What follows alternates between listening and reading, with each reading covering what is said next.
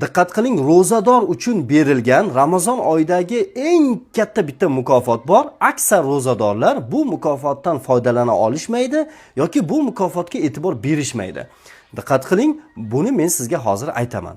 Ro'zador uchun Ramazon oyida berilgan eng katta mukofotlardan bittasi bu iftorlik vaqtida qilinadigan duolardir.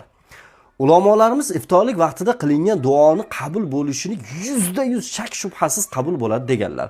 Xossatan ustozlarimiz, o'zimning ustozim ham, bobom rahmatli ham har safar Ramazon oyida iftorlik vaqtidan 10 daqiqa avval qo'lini duoga ochib duo qilardilar va duolari og'iz ochish, ya'ni iftorlik duolariga ulanib ketardilar.